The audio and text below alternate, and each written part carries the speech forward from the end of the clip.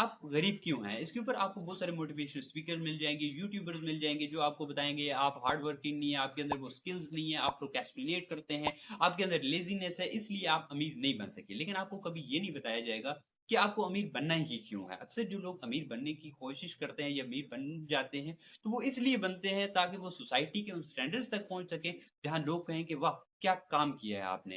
लेकिन ये स्टैंडर्ड्स कौन बनाता है? ये स्टैंडर्ड्स बनाते हैं हमारे यहाँ अडॉप्ट किए जाने वाले इकोनॉमिक सिस्टम। जो ये तय करते हैं कि सोसाइटी के अंदर कौन सा आदमी अमीर होगा और कौन गरीब होगा। इसी तरह के 3 इकोनॉमिक सिस्टम के ऊपर आज हम बात करने जा रहे हैं, जो कि दुनिया ने आज तक पैदा किए हैं। उसमें सबसे पहला जो नाम आता है वो कैपिटलिज्म है। कैपिटलिज्म एक ऐसा इकोनॉमिक सिस्टम है और उसकी सिंपल एक डेफिनिशन ये है कि एक आदमी जितना मर्ज़ी वो पैसा कमाना चाहे वो कमा सकता है। कोई प्रॉपर्टी ओन करना चाहे, कोई बिज़नेस होल्ड करना चाहे, कोई शेयर होल्ड करना चाहे, वो सब कुछ वो खरीद सकता है और कैपिटलिज्म की जो मीनिंग है अगर उनको समझा जाए तो वो हेड या ऑनर की ही है और उसकी अगर हिस्ट्री की बात की जाए तो ये 16th सेंचुरी के अंदर वेस्ट के अंदर पैदा होने वाला एक निज़ाम है और इकोनॉमिक सिस्टम है जिसका मोटिव सिर्फ पैसे से पैसा बनाना ही है। इसके ऊपर एडम स्मिथ जो कि जिन्हें फादर ऑफ कैपिटलिज्म भी कहा जाता है, उनका कहना था कि कैपिटलिज्म एक बेस्ट निज़ाम ज़िंदगी है और उसके ऊपर उन्होंने 2 चीज़ें बताई थी। एक उन्होंने कहा कि कैपिटलिस्ट सोसाइटीज़ के अंदर एक तो मार्केट फ्री रहेगा। मार्केट फ्री होने से ये होगा कि कोई भी आदमी बिजनेस कर सकेगा, कोई भी प्रॉपर्टी खरीद सकेगा, कोई भी कंपनी बना सकेगा और उससे क्या होगा कि सोसाइटी के अंदर और मार्केट के अंदर प्रोडक्शन बढ़ेगी और उससे बहुत ज्यादा अच्छी वेल्थ देखने को मिलेगी। दूसरी चीज़ उन्होंने कही थी कि लोग सेल्फ इंटरेस्ट के लिए काम करेंगे। उनका कहना था कि लोग जब गवर्नमेंट के लिए काम करते हैं, तो उन्हें एक सर्टेन अमाउंट ऑफ सैलरी दी जाती है, जिसके ऊपर वो गुज़ारे करते हैं। तो वो इसलिए वो अच्छा काम या अच्छी प्रोडक्टिविटी नहीं दिखा सकते। लेकिन जब वो काम करेंगे अपने सेल्फ इंटरेस्ट के लिए, तो वो बहुत अच्छे से काम करके दिखा सकेंगे, बहुत अच्छी प्रोडक्टिविटी दिखा सकेंगे, बहुत अच्छे से वो चीज़ों को बना सकेंगे, बहुत ज़्यादा प्रोडक्टिविटी हमें देखने को मिलेगी और ये चीज़ हमने कैपिटलिस्ट सोसाइटीज़ के अंदर देखी भी और उसके बाद आज के अंदर जो दुनिया के अंदर जो डेवलपमेंट देखते हैं, तो वो कैपिटलिस्टों की वजह से ही है और आज जो बहुत सी पूरी दुनिया ने इस निज़ाम को अडॉप्ट कर लिया है जैसे यूएस, कनाडा, जापान और साउथ कोरिया जैसी कंट्रीज तो इसे पूरी तरह अडॉप्ट कर चुकी हैं। उसके अलावा भी हम पूरी दुनिया के अंदर बहुत सी प्राइवेट कंपनीज और बिजनेसेस देखते हैं। लेकिन कैपिटलिस्ट सोसाइटी ने जहाँ बहुत सी डेवलपमेंट दी है, तो वहीं 3 तरह की बड़ी खराबियाँ भी निज़ाम के अंदर पैदा कर दी हैं। उसमें से अगर फर्स्ट अगर बात की जाए तो वो अनइक्वालिटी है। अब होता ये है कि कैपिटलिस्ट सोसाइटीज़ के अंदर अक्सर जो लोग होते हैं वो कुछ हद से ज़्यादा ही अमीर बन जाते हैं। जैसे आज के टाइम में इलॉन मार्क ज़करबर्ग जैसे बड़े-बड़े बिज़नेसमैन आपको देखने को मिलते हैं। अब जब ये इतने अमीर हो जाते हैं तो ये मार्केट से जो एक कॉम्पिटिशन है उसे ही ख़त्म कर देते हैं। मतलब इस मार्केट के अंदर अगर कॉम्पिटिशन रहेगा भी तो वो 2-3 कंपनियों के दरमियान ही रहेगा। कोई तीसरा आदमी उसके अंदर या चौथा आदमी उसके अंदर एंटर नहीं कर सकता। एक्सेप्शन केसेज़ होते हैं कि लोग उस ट्रैप से निकल कर किसी तरह आगे पहुँच सकें। बड़ी मुश्किल से कोई वहाँ पर पहुँच सकता है। ज़्यादातर लोगों का तो दिवालिया ही निकल जाता है। साथ में ये बहुत सारी क्रिमिनल एक्टिविटीज़ भी उसमें भी इन्वॉल्व हो जाते हैं कि जैसे मोनोपोली बना लेना, वहाँ पर सामान की शॉर्टेज करवा के वहाँ से फ़ायदे हासिल करना मार्केट से और उसके अलावा भी बहुत सारी बुराइयाँ इनके अंदर देखने को मिल जाती हैं। और ये चीज़ साफ़ हमें नज़र आती है क्रिप्टो करेंसी और स्टॉक मार्केट के अंदर, जहाँ बड़े-बड़े बिज़नेसमैन क्या करते हैं, एक सी एडवर्टाइज़मेंट चलाकर वो किसी भी कॉइन को पंप करवा देते हैं क्रिप्टो करेंसी के अंदर। तो जब लोग उसके अंदर अपना पैसा इन्वेस्ट कर देते हैं, तो फिर वो अपने पैसे निकाल लेते हैं और जिससे कॉइन्स ज़मीन पर गिरते हैं और बहुत सी लोगों को वो वहाँ पे लूट लिया जाता है। इसके साथ दूसरी जो चीज़ होती है वो है साइकोलॉजी का। कैपिटलिस्ट सोसाइटी लोगों को अमीर बनने का एक झूठा ख्वाब दिखा देती है और लोगों को ये बताया जाता है कि अमीर बनना ही सब कुछ है। एक तरफ से लोगों को गुर्बत और दूसरी तरफ फ्यूचर का डर डाल के लोगों को पूरी तरह जो है ब्रेन वॉश कर दिया जाता है और अमीर बनने का एक ख्वाब दिखा दिया जाता है। और ये चीज़ आज हम सोसाइटी के अंदर देखते हैं कि कोई डॉक्टर बनता है, इंजीनियर बनता है, वो किसी भी फील्ड के अंदर होता है, उसका जो मकसद है वो सिर्फ़ पैसे कमाना ही है।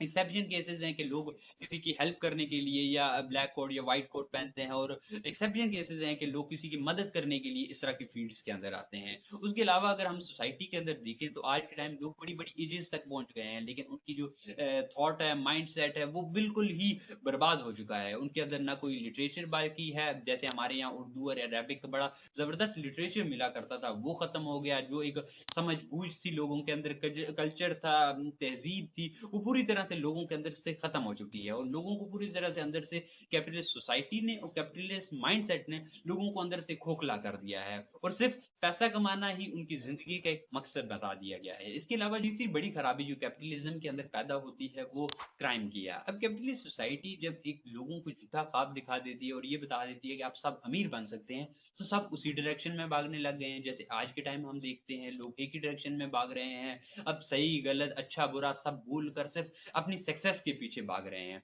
अब इसी रेस में दौड़ता हुआ जब कोई गरीब दौड़ता है या वो कोई क्राइम करता है, तो वो इसलिए कर रहा होता है कि मुझसे कोई क्या छीन लेगा, मेरे पास ऐसा क्या है। और इसी दौड़ में भागता हुआ अमीर वो इसलिए क्राइम कार गुजरता है कि मुझे कौन पकड़ सकता है। अब इसी रेस में दौड़ता हुआ जब स्टूडेंट कोई अपने गले में फंदा डालकर खुदकुशी कर लेता है, तो वो इसलिए नहीं कर रहा होता कि वो जो एजुकेशन हासिल करना चाह रहा था, वो जो डिग्री हासिल करना चाह रहा था वो नहीं कर पाया। वो तो इसलिए रो रहा होता है कि उस डिग्री से जो उसने पैसे कमाने थे, वो जो जॉब उसको मिली थी वो नहीं मिलेगी। तो जब आपने के अंदर एक माइंडसेट तैयार किया कि सिर्फ पैसे ही कमाने हैं, हमारी जिंदगी का मकसद ही पैसा कमाना है, तो उनकी जिंदगी का कोई मकसद रहा ही नहीं। हम पैसे सिर्फ अपने सर्वाइवल के लिए कमाते हैं, उससे बढ़कर जो पैसे होते हैं वो किसी काम के नहीं होते। लेकिन लोगों को जब एक माइंडसेट आपने दे दिया कि पैसा कमाना तुम्हारा मकसद है, तो वो पूरी तरह बर्बाद हो जाते हैं। और ये चीज हम एक एडिक्टेड आदमी के अंदर भी देखते हैं। जो किसी को शराब की लत लगी होती है, किसी को ड्रग्स की लत लगी होती है, इसी तरह लोगों को पैसे की लत लगी होती है। और यही चीज आज हम देखते हैं कि सोसाइटी के अंदर लोग पैसों के पीछे भागते फिरते हैं, मरते फिरते हैं।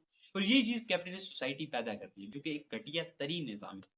इसके बाद जो दूसरा बड़ा इकोनॉमिक सिस्टम दुनिया ने आज तक पैदा किया है वो है कम्युनिज्म का। कम्युनिज्म कैपिटलिज्म से बिल्कुल ऑपोजिट एक निज़ाम ज़िंदगी की बात करता है और कम्युनिज्म की जो मीनिंग है वो है ही आम आदमी। और इसकी जो सिंपल डेफिनेशन बनती है वो ये कि कोई भी प्राइवेट बिजनेसेस नहीं होंगे, कोई प्राइवेट प्रॉपर्टी नहीं होगी। जैसे आसमान है, चांद सितारे हैं, उन्हें हम खरीद नहीं सकते, इसी तरह कोई ज़मीन की भी कोई चीज़ खरीद नहीं सकेगा। जो भी चीज़ें होंगी, जो प्रॉपर्टी होगी, ज़मीन होगी, तो सब की सब गवर्नमेंट होल्ड करेगी और लोग सिर्फ केयर टेकर की तरह वहाँ काम करेंगे और उन्हें सिर्फ एक अमाउंट ऑफ सैलरी दी जाएगी और सबको इक्वल सैलरी दी जाएगा। मतलब एक क्लासलेस सोसाइटी बनाई जाएगी जहाँ ना कोई अमीर होगा, ना कोई गरीब होगा। कम्युनिज्म के ऊपर बहुत सी हमें डेफिनेशंस मिल जाती हैं। इसकी एक बड़ी वजह ये है कि ये एक ऐसा निज़ाम है, जो ऐसी फितरतन निज़ाम है, हर इंसान के दिल में पैदा हो जाए, जो दुनिया की भलाई के बारे में सोचता है। जो ये सोचता है कि कैसे वो दुनिया की सारी दौलत को इकट्ठा करे और कैसे सब लोगों के बराबर तक़सीम कर दे और कोई भी उसमें ना अमीर हो और ना कोई गरीब रहे। तो इसलिए इसके ऊपर बहुत सी हमें डेफिनेशंस मिल जाती हैं। लेकिन जो बेस्ट डेफिनेशन हमें मिलती है वो कार्ल मार्क्स से मिलती है। कार्ल मार्क्स जिन्हें फादर ऑफ कम्युनिज्म भी कहा जाता है। उनका कहना था each according to his ability, to each according to his need. मतलब ये कि हर आदमी को उसकी ताकत के हिसाब से उसे काम दिया जाना चाहिए। मतलब अगर कोई मोटा है, कोई अच्छी ताकत रखता है, तो उसे फैक्ट्री या इलेक्ट्रीशियन या इस तरह का काम दिया जाना चाहिए। और अगर कोई एजुकेशन में अच्छा है, इंटेलेक्चुअल लेवल का अच्छा है, तो उसे जर्नलिज्म और डॉक्टरी या इस तरह का काम दिया जाना चाहिए ताकि वो उसे बेहतर तरीके से कर सके। लेकिन जो उससे तनख्वाह दी जानी चाहिए तो वो उसकी ज़रूरतों के हिसाब से देनी चाहिए। मतलब ह्यूमन्स की ज़रूरतें क्या होती है? रोटी, कपड़ा, मकान। तो उनका सबको एक ही तरह की सैलरी इस वजह से मिलनी चाहिए। तो यही उन्होंने एक कम्युनिज़्म की बेस्ट एग्ज़ाम्पल हमें दी। लेकिन कम्युनिज़्म देखने सुनने में लगता है कि ये दुनिया का बेस्ट निज़ाम ज़िंदगी है। लेकिन जब भी इस सिस्टम को अडॉप्ट किया जाने लगा, तो ये दुनिया का सबसे बदतरीन निज़ाम उभर कर आया। इसके अंदर 3 तरह की बड़ी खराबियाँ हमें पैदा होती हुई दिखी। कम्युनिज़्म के अंदर जो सबसे बड़ी खराबी पैदा होती है वो डिक्टेटरशिप की है। याद रखिए कि दुनिया आज तक ऐसा कोई निज़ाम डेवलप नहीं कर सकी जिससे वो एक आदमी की लीडरशिप क्वालिटीज़ देख सके कि वो कितना बेहतर लीडर बन सकता है। यही चीज़ कम्युनिज़्म के अंदर भी थी कि उनको भी ये चीज़ नहीं पता चलती थी। और कम्युनिज़्म के अंदर एक खराबी ये भी है कि वहाँ पर जो ताकत है, वो पूरी की पूरी कुछ गिने-चुने लोगों के पास चली जाती है। मतलब जिन गिने-चुने लोगों के पास पावर चली जाती है, उनको कंट्रोल करना बड़ा आसान हो जाता है। जैसे हमारे यहाँ पार्लियामेंट है पाकिस्तान की, तो उसे कंट्रोल कर लो तो मतलब पूरे पाकिस्तान को आपने कंट्रोल कर लिया। तो यहाँ पे भी डिक्टेटरशिप ही है। तो इसी तरह वहाँ पर भी कंट्रोल करना बहुत आसान हो जाता है। वैसे इसके ऊपर हमने एक वीडियो भी बनाई थी कि कैसे यूएस की कांग्रेस को कंट्रोल किया है यहूदियों ने। ये भी आप देख सकते हैं जाकर। अब आप सोच रहे हो कि कैपिटलिज्म के अंदर भी तो होता है, कुछ लोग पावरफुल हो जाते हैं। अब कैपिटलिज्म के अंदर जो पावरफुल होते हैं ना, वो सिर्फ बिजनेस के अंदर होंगे या कुछ जगहों पर हो सकते हैं। लेकिन कम्युनिज्म के अंदर ये होता है कि जो आपकी जो सिविल सर्विसेज होती हैं, जो इदारे होते हैं, फैक्ट्रियाँ होती हैं, पुलिस होती है, आर्मी होती है, जुडिशरी होती है, वो पूरी तरह एक आदमी के कंट्रोल में जा सकती है या कुछ गिने चुने लोगों के कंट्रोल में जा सकती है, जहाँ पर डिक्टेटरशिप आराम से पैदा हो जाती है। उसके बाद उनकी ब्रूटैलिटी भी हम देखते रहते हैं कि जो लोग भी उनके खिलाफ खड़े होते हैं, कैसे कम्युनिस्ट सरकारें उनको मसलती रहती हैं, क्योंकि लोगों के अंदर जो ताकत होती है, वो बिल्कुल ज़ीरो हो जाती है और ये एक बड़ी खराबी कम्युनिज़्म के अंदर अंदर पैदा होती है। दूसरी जो बड़ी खराबी कम्युनिज़्म के अंदर पैदा होती है, वो साइकोलॉजिकल है। साइकोलॉजिकल ये कि कम्युनिज़्म के अंदर जो लोगों की माइंडसेट होता है, वो बिल्कुल एक डिफीटेड, गुलाम और इस तरह की स्लेव्स जैसी माइंडसेट बन जाते हैं, क्योंकि उनके पास कोई ताकत नहीं रहती, किसी तरह का कोई कंट्रोल नहीं रहता, तो वो ज़्यादा कोशिश करना भी छोड़ देते हैं और फिर वो डॉक्टर या इंजीनियर या कुछ किसी फील्ड के अंदर जाना भी छोड़ देते हैं। उसकी वजह ये भी होती है कि उनको जो पे दी जाती है, वो सबको सेम ही होती है। तो फिर वो कोशिश करना ही छोड़ देते हैं कि सब कुछ अगर 5 साल एक जॉब कर आपको काम करके फिर भी वही पे मिलने वाली है, तो फिर आप वो काम क्यों करोगे? तो इसीलिए लोग जो होते हैं वो बस आसानी की तरफ लेबर बनने की ही कोशिश करते हैं, जिससे लोगों के अंदर जो इख्तियारात सँभालने की जो सलाहियत है, वो भी खत्म हो जाती है और साइकोलॉजिकली वो पूरी डंप हो जाते हैं। और ये चीज़ हमने उन सरकारों के अंदर देखने को भी मिल जाती है। और ये इसके साथ दूसरी चीज़ प्रोडक्टिविटी में भी कमी आती है। कम्युनिज़्म के अंदर लोग काम इसलिए भी नहीं करते कि सरकार जो उनको पैसे देगी तो वही होंगे। तो वो उनको क्या फ़ायदा हो जाएगा अगर वो बहुत अच्छे से काम करेंगे। तो उनके अंदर कोई किसी किस्म की कोई मोटिवेशन नहीं रहती कि वो कोई अच्छा काम करके दिखाएँ या कोई नए आइडियाज़ को लाकर दिखा सकें। इस वजह जो तीसरी कम्युनिज़्म के अंदर बड़ी खराबी पैदा होती है वो आती है वो रिसेशन का आना। अब कम्युनिज़्म के अंदर जो ताकत है, जो पावर है, वो पूरी-पूरी कुछ गिने-चुने लोगों के पास है और उनके पास पूरी ज़िम्मेदारी भी उनके पास चली जाती है, कि वो पूरी कंट्री को कंट्रोल करेंगे और उसके नज़्म-ओ-ज़ब्त को पूरी तरह से देखभाल करेंगे उसकी। लेकिन अब मसला ये हो जाता है कि लोग पहले तो इतने क्वालिफ़ाई होते ही नहीं हैं, कि वो पूरी तरह को बहुत अच्छे से मैनेज कर सकें और उनकी ज़रा-सी गलती पूरे सिस्टम के अंदर रिसेशन ला सकती है। अब एक आदमी ने अगर कोई गंदम इम्पोर्ट करवाई है और उसके अंदर कुछ रेशियो के अंदर थोड़ी-सी भी अदला-बदली हुई, तो पूरा सिस्टम क्रैश कर जाता है। वजह ये है कि उनके पास कोई प्राइवेट सपोर्ट तो है नहीं कि जो उनको बाद में कोई किसी सपोर्ट प्रोवाइड कर देगी और वो बच सकेंगे। तो इसलिए उनको बहुत अच्छे से और बहुत अच्छे से मैनेज करना पड़ता है चीज़ों को, जो कि करना बहुत मुश्किल हो जाता है। साथ में उनको दूसरी चीज़ ये भी हो जाती है कि वो कोई नए आइडियाज़ या डेवलपमेंट की तरफ भी नहीं जा सकते। वजह ये होती है कि अगर वो कुछ नई चीज़ चुनेंगे और अगर वो खराब हो गई, तो पूरी तरह सिस्टम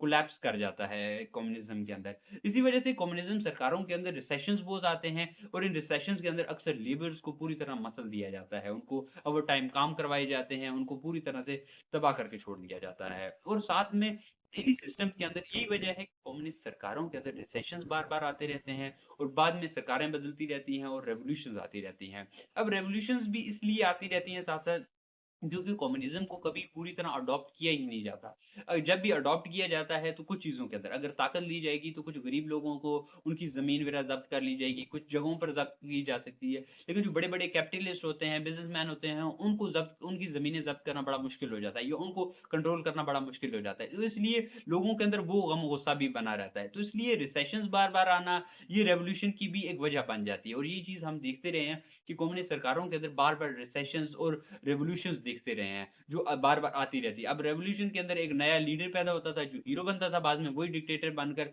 उसे खत्म करके साइड किया जाता था। तो कम्युनिज़्म देखने-सुनने में बहुत अच्छा निज़ाम ज़िंदगी पेश करता है, लेकिन जब प्रैक्टिकली हम इसको देखते हैं, तो ये पूरी तरह तबाह कर देता है।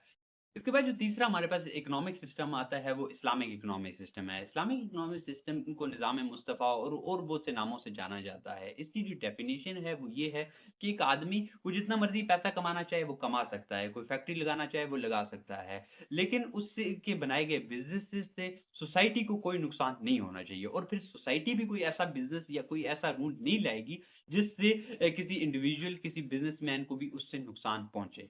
अब अगर कोई आदमी फैक्ट्री लगाता है, वो 10 फैक्ट्रियाँ भी लगा दे तो उससे कोई मसला नहीं, लेकिन उसकी फैक्ट्री से निकलने वाला धुआँ अगर लोगों की सेहत खराब करता है, सोसाइटी को नुकसान पहुँचाता है, तो वो उसने काबिल जुर्म काम किया। इस इकोनॉमिक सिस्टम को और एक्सप्लेन करने के लिए 3 और रूल्स बताए गए। फर्स्ट तो ये बताया गया कि तुम पैसा जमा करके नहीं रखोगे। अब बहुत से इन्वेस्टर क्या करते हैं कि अपने पास एक हद से ज़्यादा पैसा जमा करके रखते हैं। तो इस्लाम ने कहा नहीं, तुम उसे इन्वेस्ट करोगे। अब उस इन्वेस्टमेंट से क्या होता है? उससे 2 बड़े फ़ायदे होते हैं। एक तो ये होता है कि जब भी कोई आप इन्वेस्ट करेंगे तो कोई प्रोजेक्ट लगाएँगे, कोई कार खरीदेंगे, कोई बंगला खरीदेंगे, कोई प्रोडक्शन शुरू करेंगे, कोई फैक्ट्री लगाएँगे, तो उससे 2 बड़े फ़ायदे ये हो रहे होते हैं कि बहुत से लोगों को जॉब मिल जाती है। जब जो स्किल वर्कर होता है उसे जॉब मिल रही होती है, उससे परचेज़िंग पावर बढ़ जाती है। साथ में दूसरी चीज़ ये होती है कि मार्केट के अंदर अब पहले 2-3 अगर इन्वेस्टर थे, आप 10 हो जाएँगे, तो उससे फ़ायदा ये होता है कि क्वालिटी इम्प्रूव हो जाती है सामान की, जो नए-नए आइडियाज़ निकल कर आ रहे होते हैं, कॉम्पिटिशन बढ़ जाता है मार्केट के अंदर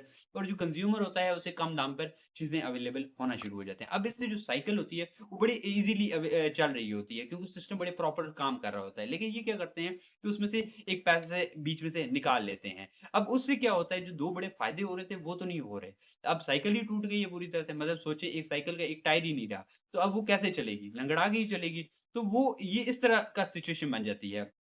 अब वो 2 जो बड़े फ़ायदे होने थे वो तो नहीं हो रहे होते। अब उससे 2 बड़े नुकसान हो रहे होते हैं। वो नुकसान क्या होते हैं? एक तो बहुत सा स्किल वर्कर जो होता है उसको काम नहीं मिल पाता, वो अपनी डिग्रियाँ लेके फिर रहा होता है और उसके अलावा जो मार्केट के अंदर जो डीलर रह जाते हैं, तो वो लोगों का खून चूस रहे होते हैं। खून कैसे चूसते हैं? लो क्वालिटी का सामान बेचते हैं, ज़्यादा कीमत पर बेचते हैं और लोगों को लूटते रहते हैं। तो इस्लाम ने इसलिए कहा कि तुम अपना पैसा इन्वेस्ट करते रहो, उसको जमा करके मत रखो और उसे इन्वेस्ट कर दिया करो।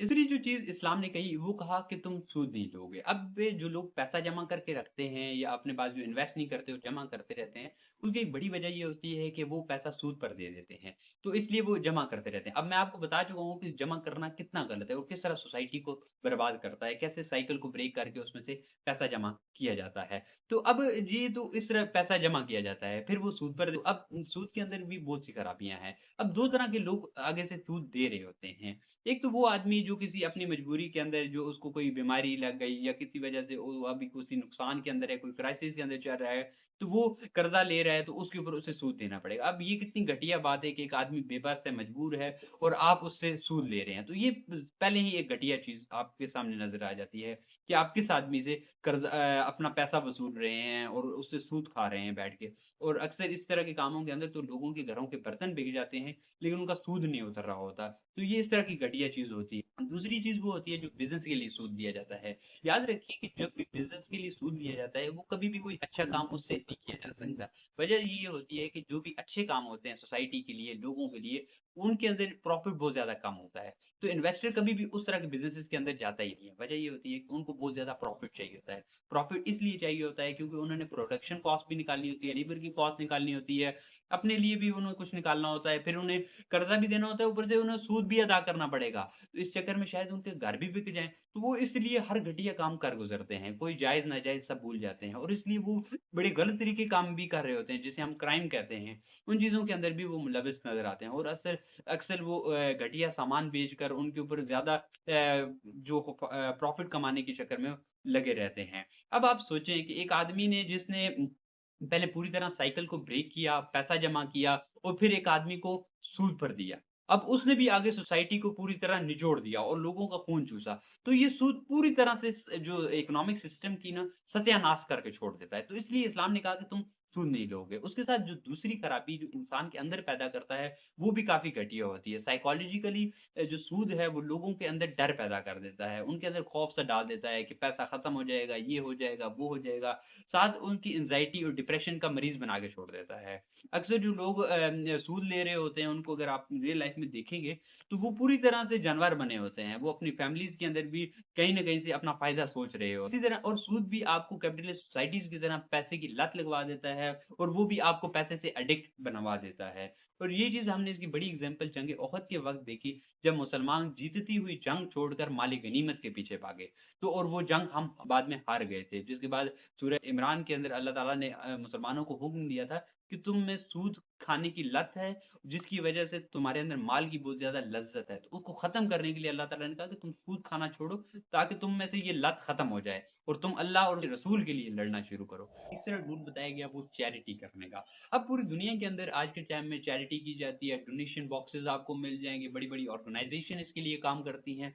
लेकिन कभी आपको कोई ये नहीं कहेगा कि ये हमारी इकोनॉमी का हिस्सा है। लेकिन इस्लाम ने कहा कि ये हमारी इकोनॉमी का ही हिस्सा है। तो उन्होंने कहा कि आप ज़कात दो और हमने आपके माल में एक हिस्सा मुकर्रर किया गया है। किसका? यतीमों का, मस्कीनों का, हमसायों का, रिश्तेदारों का, पड़ोसियों का, मुसाफिरों का, वो जो दोस्त तुम्हारे पास आते-जाते हैं, उनका, इन सब के ऊपर तुम्हारा एक हक है कि तुम अपने माल में से उनको कुछ दो। और ये बेस्ट एक ऑर्गेनाइज़ सिस्टम है जिसकी ज़िम्मेदारी हर उस इंसान के ऊपर डाल दी गई है जो भी इस इकोनॉमिक सिस्टम का हिस्सा है। अब कोई ऑर्गेनाइज़ेशन किसी की कोई मदद करना चाहेगी भी तो वो पूरी दुनिया की मदद नहीं कर सकती या सबकी मदद वो नहीं कर पाएगी। उसके बाद डोनेशन नहीं होंगे, उसको बहुत से मसाइल पेश आएँगे। लेकिन जब लोग एक-दूसरे की मदद करेंगे तो उससे बेहतर कुछ नहीं हो सकता और ये बेस्ट ऑर्गेनाइज़्ड सिस्टम हो सकता है। अगर इसकी एग्ज़ाम्पल मैं आपको दूँ मतलब आप किसी घर में बैठे हुए हैं और परेशान हैं कि आपके पास कुछ खाने को को नहीं है, तो रात का टाइम है और कोई आपके दरवाज़ा खटखटाता है और कहता है कि भई मुझे देखा है कि आपने कुछ लाया भी नहीं, आपके घर से पकने की आवाज़ भी कोई नहीं आई, तो मैं इसलिए आपके लिए खाना लेकर आया हूँ। आप पूछेंगे क्यों लेके आए हो? वो कहे कि इसलिए कि मुझे अल्लाह ने हुक्म दिया है। या इसलिए कि मुझे पड़ोसियों की मदद करनी है, तो इसलिए मैं आपके लिए खाना लाया हूँ। तो आप सोचें वो सिचुएशन क्या होगी? ये दुनिया उसी वक़्त बेहतर हो सकती है जब लोग एक-दूसरे की भलाई के बारे में सोचें।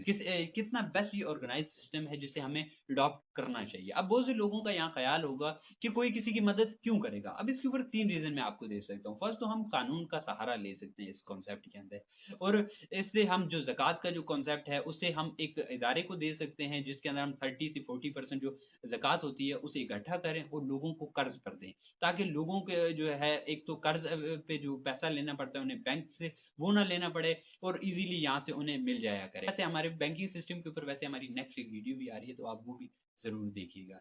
तो इसलिए हम बैंक को छोड़कर उन इदारों के अंदर ये पैसा इकट्ठा कर सकते हैं या उसे भी हम बैंक ही कह सकते हैं जिसके अंदर हम पैसे लोगों को सिर्फ़ कर्ज़ के लिए इस्तेमाल करें। अब इससे एक फ़ायदा ये होगा कि जब भी कोई हमसे कर्ज़ लेने आएगा तो हमें ये भी पता चलेगा कि ये कहाँ से आया है तो फिर वहाँ से क्यों आया है? वहाँ के लोगों ने इसकी मदद क्यों नहीं की? तो फिर हम वहाँ के लोगों को भी कुछ ठीक कर सकते हैं, उनको भी कुछ चीज़ें बता सकते हैं या उनके ये भी चेक किया जा सकता है कि वो क्यों ऐसे हैं, क्यों वो लोगों की मदद नहीं कर पा रहे हैं।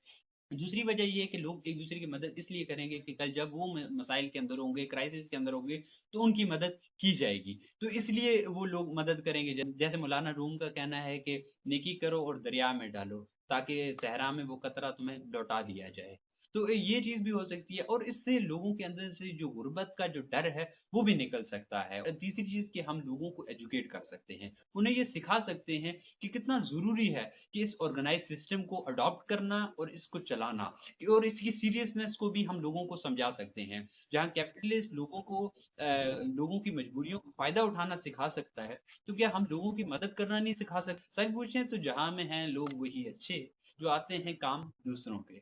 तो ये एक बेस्ट ऑर्गेनाइज़ सिस्टम है हमारे पास, जिसे हम अडॉप्ट कर सकते हैं और ये एक बेस्ट निज़ाम ज़िंदगी भी हो सकता है। वैसे ये जो हम इस वीडियो के अंदर मैंने कोई ज़्यादा आपको कोई रेफरेंसेस इसलिए नहीं दिए क्योंकि आप शायद कंफ्यूज हो जाएँगे तो इसलिए मैंने आपको कोई रेफरेंस नहीं दिया। वैसे ये जो कॉन्सेप्ट है इस्लामिक इकोनॉमिक सिस्टम का ये हमने कुरान और सुन्नत की रोशनी में और आला मौदूदी की किताब सूद से लिया है और उसके अलावा भी हमने बहुत सी जगहों पे रिसर्च करके उन चीज़ों से निकाल कर ये वीडियो तश्कील दी है।